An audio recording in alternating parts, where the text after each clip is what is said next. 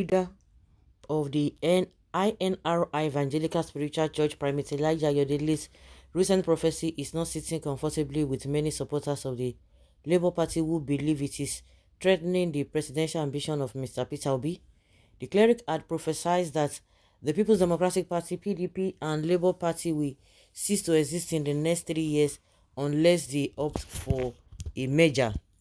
He noted that the parties will face imminent collapse unless they take decisive action to salvage their positions, while emphasizing that the only viable salvation for these parties from an impending demise is a strategic measure.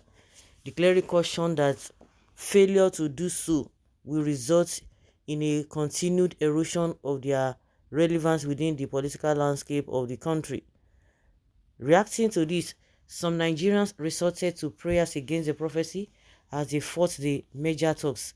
Someone said this negative prophecy is against Obi's presidential ambition and the Labour Party. It is sponsored but won't manifest. It will not manifest. Is it compulsory to merge? Because when I heard this, I say, oh, are you now saying that Nigerians will not stay put with APC? 8 years now of APC has been a disaster, has been a cause. Well, it is not left for Nigerians to do the needful. If they want to continue, you complain and you don't take action. If they want to continue with APC, if they are still supporting the rigging of APC, so be it. It is not compulsory that people will merge together. It is not by force. The question is, why is it that the Primate himself, he should go and merge with other churches if really they are really working for, working towards the kingdom of God, to populate the kingdom of God? They should join other denomination or other churches to populate the kingdom of God. So whether they merge or they don't merge, it is Nigerians that will suffer it, or it is Nigeria that will benefit from it. I don't think it's going to affect any individual. The question now we should be talking is not whether they merge. We are not, even the one that we have found ourselves, the politics that they are playing, that we found ourselves, they are not even telling us how things will be better. People, what is the essence of even voting? Whether people merge or whether political parties merge or not, is that the problem of Nigerians now? Nigerians have voted this year, so nobody should even be thinking of whether merging or not. The ones that have been there now, what have they done? What and what are you supposed to be telling them? What and what are you supposed to be advising them to do? Because the essence of voting, the essence of election is for good governance. The one that we have just concluded this year, what good have we benefited from it? Nothing. So you should go and seek God's face on how things will be better for the people.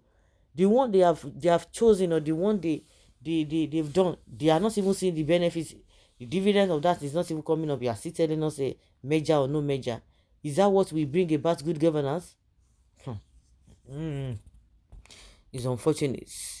Well, it is right by personal image, but totally wrong with the people of Esan. Okay, Tony and then remain in our seats. We are not betrayal. God will stop the false prophecy. The so-called man of God's prophecies is now coming clear that he is an APC agent because of some of his both recent and old prophecy. Now, wow, his bad prophecies only can kill Nigeria. He doesn't even see any good again in his lifetime. All fake, he gets it, not a prophecy because he doesn't even prophesy, but throwing in his follow-up story studies and observatory possibilities, so that if any or look alike of it happens, his media agents will trumpet it that he said it. No prophecy is probable, but certainly as what will be simply be.